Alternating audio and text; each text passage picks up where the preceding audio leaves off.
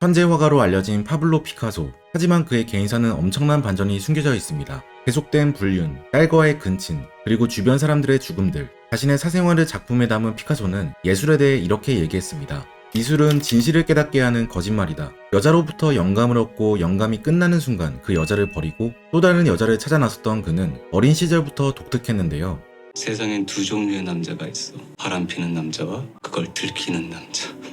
아버지의 매춘. 화가이자 예술대학 교수인 아빠 호세의 피를 물려받은 피카소. 피카소는 어릴 때부터 남들과 다른 미술 영재였습니다. 엄마 마리아는 피카소가 태어나 처음으로 내뱉은 말이 엄마 아빠도 아닌 연필이라고 했죠. 피카소는 7살 때부터 아빠에게 체계적인 미술 교육을 받기 시작했는데 그중 가장 중요했던 것은 바로 묘사와 모방이었습니다. 피카소의 아빠 호세는 석고상을 똑같이 그려보고 명작의 그림을 필사하는 등 기본기에 충실해야 한다고 생각했는데요. 실제로 피카소의 작품들을 살펴보면 초기 작품은 추상화가 아닌 굉장히 정밀한 묘사가 일품이죠. 이런 그의 그림들이 바로 아빠의 영향을 받은 것이라고 할 수 있습니다. 또 하나 피카소가 아빠에게 배운 것은 바로 매춘이었는데요. 아빠 호세는 종종 매춘을 즐겼고 아들도 성인을 만들어주겠다며 직접 유흥업소에 데려가 신세계를 경험하게 해줬습니다. 그때 이후로 피카소는 과도하고 뒤틀려진 성적 욕구를 가지게 되었고 이후 2명의 아내, 6명의 정부, 그리고 수많은 원나잇과 불륜 관계 속에서 인생을 살아갔죠. 어쨌든 어린 시절에는 아빠의 말을 잘 들었던 피카소지만 청소년이 되면서 점차 둘은 어긋나기 시작했는데요.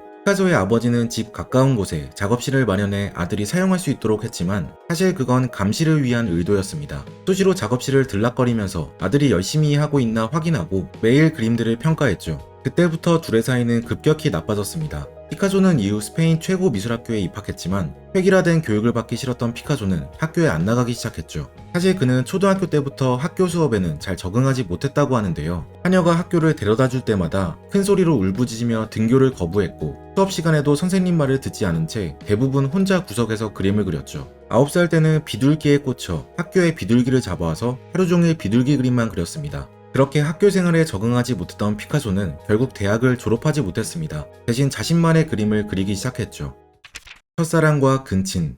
피카소는 살아있을 때 작품이 유명해져 부유하게 살았던 몇 안 되는 예술가지만 처음부터 그의 그림이 인정받았던 건 아닙니다. 처음 작품 활동을 할 때는 돈을 못 벌어 가난하게 생활했고 또 심지어 가장 가까운 친구가 스스로 생을 마감하여 굉장히 우울한 시간을 보내기도 했죠. 그래서 그의 초창기 그림을 보면 대부분 푸른 톤의 우울한 분위기가 담겨 있습니다. 이후 사람들은 이 시기를 청색시대라고 일컫는데요. 아이러니한 건 당시 피카소의 작품들은 거의 팔리지 않았지만 현재는 가장 인기가 많은 작품들이 되었다고 합니다. 그러다 피카소는 자신의 첫사랑이자 뮤즈, 페르낭도 올리비에를 만납니다. 그러면서 그림도 밝고 따뜻한 톤으로 변화하기 시작하죠. 당시 많은 예술가들의 모델이었던 그녀는 사생아로 태어났습니다. 엄마가 유부남과 바람을 펴 낳은 딸로 어릴 때부터 아빠가 없었고 엄마와 삼촌의 밑에서 자랐죠. 올리비에는 피카소를 만나기 전 결혼을 한 적이 있었지만 남편으로부터 폭력을 당해 19살 때 이혼도 하지 않은 채 몰래 집에서 뛰쳐나왔습니다. 그리고 남편이 자신을 찾을 수 없게끔 가명의 이름인 올리비에 페르난데를 사용했죠. 원래 이름은 아멜리아 랑이었습니다.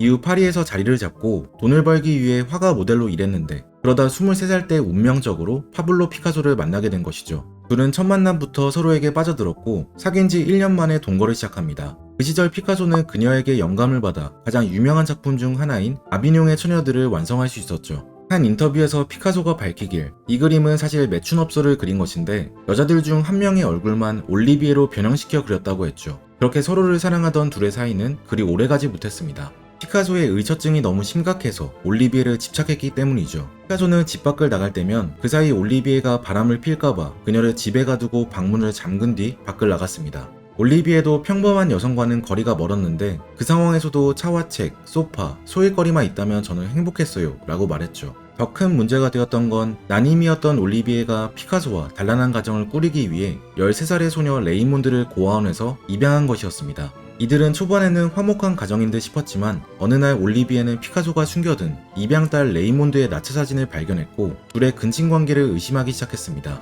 결국 올리비에는 레이몬드를 다시 고아원으로 돌려보냈고 이후 그녀에 대해 언급하지 않았죠. 한편 피카소의 작품은 거트루드와 레오스타인 같은 후원자를 만나 점차 유명해지기 시작했고 그럴수록 피카소는 올리비에를 멀리하기 시작했습니다. 그녀를 보면 가난했던 시절이 떠올랐기 때문이죠. 결국 피카소는 올리비에에게 이별을 고했습니다. 피카소와 헤어진 후 경제적 지원이 끊긴 올리비에는 도축업자, 골동품 판매원 등 많은 일을 전전했지만 돈을 많이 모을 수 없었고 생계를 위해 피카소에 대한 내용을 책으로 써 출판했는데요. 이를 사전에 알게 된 피카소는 변호사들을 고용해 책의 출판을 적극적으로 막았고 결국 해당 책은 많이 판매되지 못했죠. 이후 올리비에는 50살이 되었을 때 비가 먹고 관절염에 걸려 더 이상 일을 못하게 되자 피카소에게 부탁해 둘의 관계에 대해 얘기하지 않을 테니 소정의 연금을 달라고 부탁했습니다. 피카소는 자신의 첫사랑이자 뮤즈였던 올리비에에 대한 마지막 예우로 그녀가 85살의 나이로 죽을 때까지 약간의 금전적 지원을 해주었죠. 첫 번째 아내. 피카소는 36살의 나이에 초록빛 눈의 발레 무용수 올가 코클로바를 만나 첫눈에 반했습니다. 이 그림의 주인공이 바로 올가 코클레바인데요. 그녀는 러시아 대령의 딸로 친구 따라 발레를 시작해 파리에서 유쾌한 숙녀들이라는 발레 공연을 하게 됩니다. 마침 피카소는 이 공연의 의상과 세트 작업을 의뢰받은 상태였고 우연히 올가의 리허설 장면을 보게 되었죠. 이후 적극적으로 올가에게 되시하여 그녀와의 잠자리를 시도했지만 올가는 결혼을 해야만 함께 잘 수 있다고 강력하게 고집했습니다. 피카소는 어쩔 수 없이 올가와 결혼했죠. 이후 둘 사이 아들 파울로가 태어났고 이때부터 그는 모자 관계에 대해서도 그림을 그리기 시작했습니다. 하지만 이들의 결혼 생활은 결국 끝이 좋지 못했는데요. 단순히 성적인 면에 끌려 결혼한 것이기 때문에 서로 다른 성격을 극복하지 못했죠. 규칙을 싫어하고 자유로운 피카소와 달리 올가는 엄격하고 남의 시선을 많이 의식하는 사람이었습니다. 그녀는 피카소가 어떻게 행동해야 하는지 하나하나 지적했고 친구들이랑 술을 늦게까지 마시지 못하게 하고 어디서든 예의를 차리고 행동하라고 말했죠.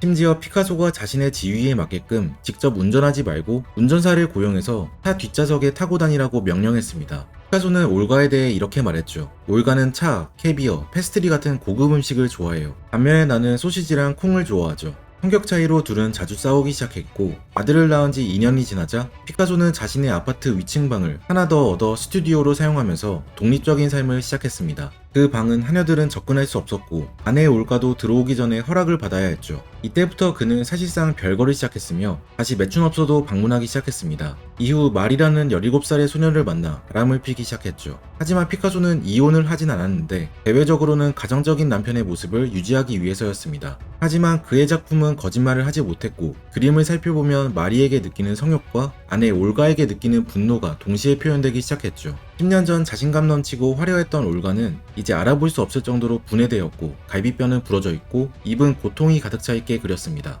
피카소는 점점 더 밖으로 나돌기 시작했고 여러 여자들과 함께 있는 사진이 공개되며 올가도 남편의 바람을 눈치채기 시작했습니다.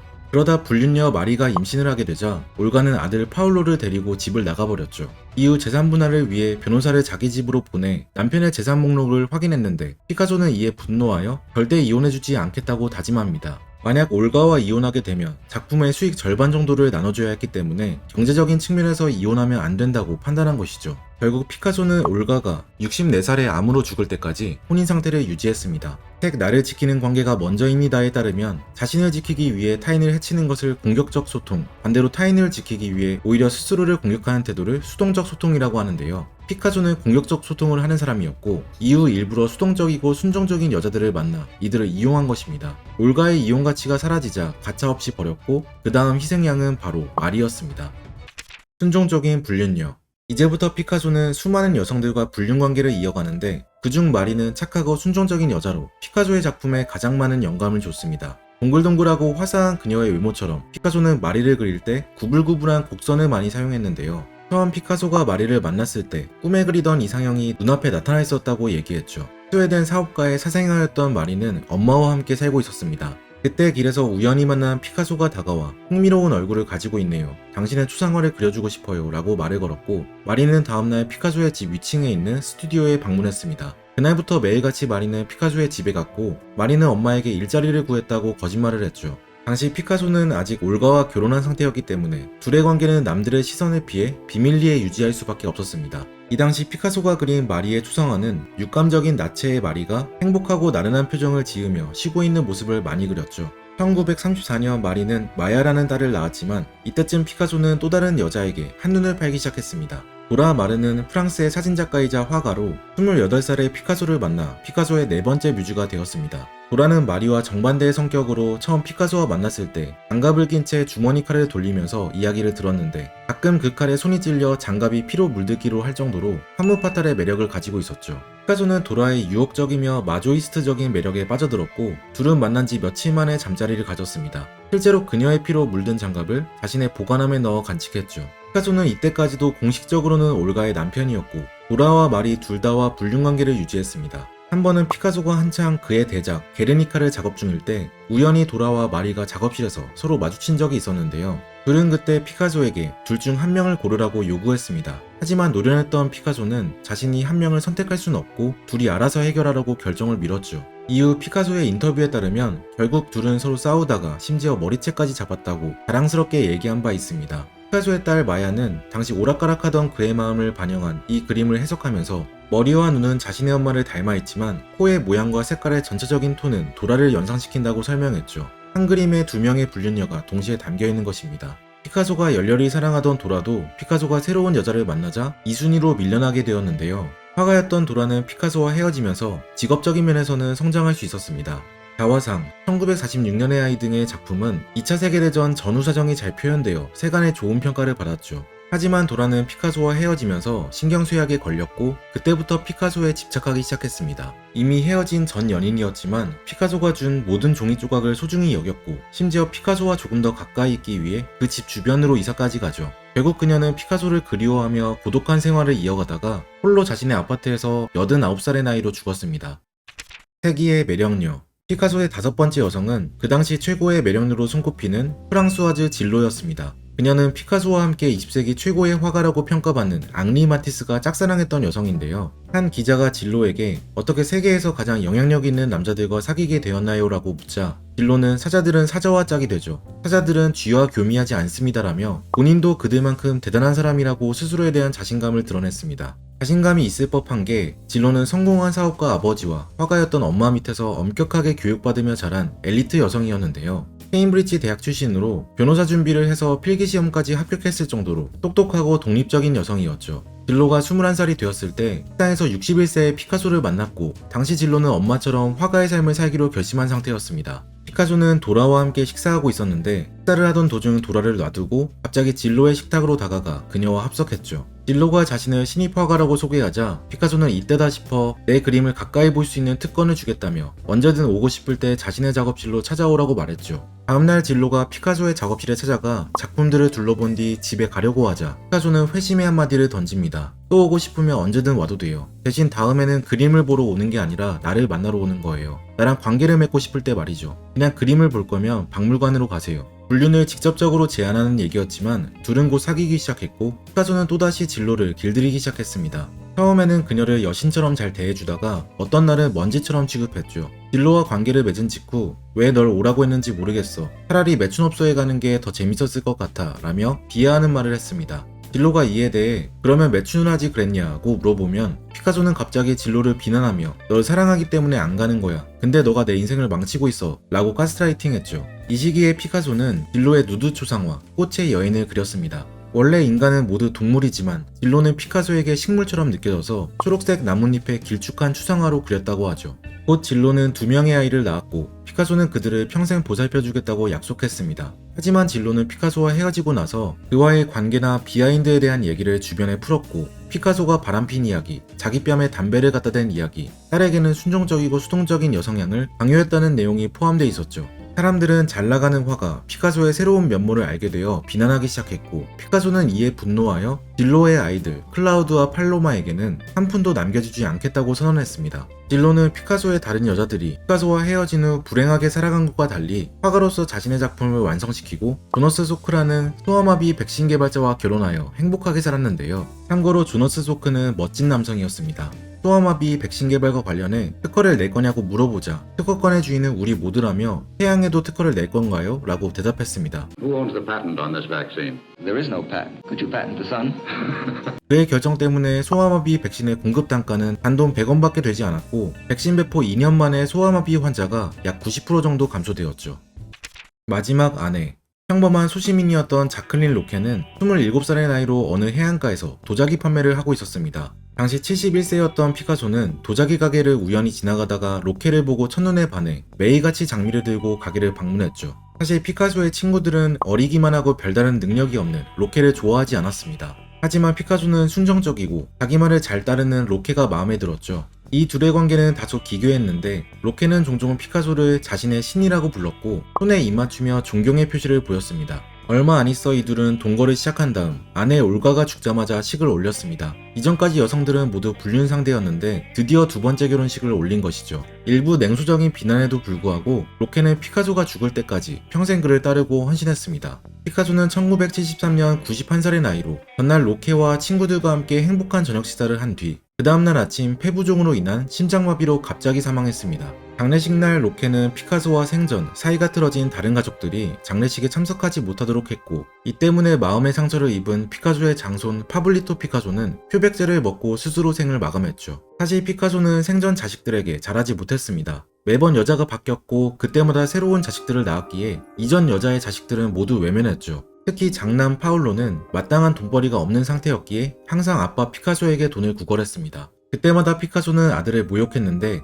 Everyone wants something from the great Picasso. 어느 날은 새엄마 로케가 문을 열어주지 않아 파울로가 문 앞에서 두세 시간씩 기다렸고 결국 집에 들어온 파울로에게 먹을거리를 주지 않고 무시한 채로 그들끼리만 식사를 할 정도였죠. 이런 푸드접을 장손 파블리토도 함께 지켜봤는데 이젠 장례식에 참석도 못하게 하는 로케의 태도에 화가 나 화병으로 표백제를 삼킨 것이었습니다. 그로부터 2년 뒤 파울로도 자식을 잃은 슬픔에 알코올 중독에 빠져 세상을 떠나게 되죠. 한편 로케는 피카소가 세상을 떠나자 깊은 슬픔에 빠졌고 심지어 피카소의 죽음 자체를 받아들이지 못해 피카소는 죽지 않았어요 라고 이야기하고 다녔습니다. 결국 몇 년 뒤 로케는 피카소와 신혼을 즐겼던 프랑스의 무장에서 스스로 생을 마감했죠. 이후 피카소의 소녀 마리나는 한 회고록에서 피카소의 걸작은 사람들의 희생을 필요로 했다면서 피카소 작품의 서명이 가족들의 피로 쓰여진 것이라 말했습니다. 그의 성욕으로 인해 많은 아이들이 사랑받지 못한 채 버려져 불행한 삶을 살게 되었죠. 피카소의 천재성과 위대한 작품은 영원히 기억되지만 그들의 아픔은 쉽게 잊혀졌습니다. 남에게 휘둘리는 사람은 대부분 어린 시절에 부모로부터 충분한 애정을 받지 못하거나 부모가 서로 싸우는 과정에서 한 명은 상대를 공격하고 한 명은 당하는 모습을 지켜봤기에 자신을 지키는 법을 제대로 배우지 못했기 때문이라 하는데요. 책 나를 지키는 관계가 먼저입니다는 주변에 휘둘리고 상처받는 사람들에게 현실적인 조언을 드리는 책입니다. 주차별로 제안하는 과제를 따라하기만 하면 나도 건강한 관계를 맺을 수 있다는 용기를 심어주는 책이죠. 친한 사람과 공유하여 함께 실천해보면 좋을 것 같아요. 지금까지 책트 폭행이었습니다. 오늘 함께 읽은 책 나를 지키는 관계가 먼저입니다. 저자 안젤라 센.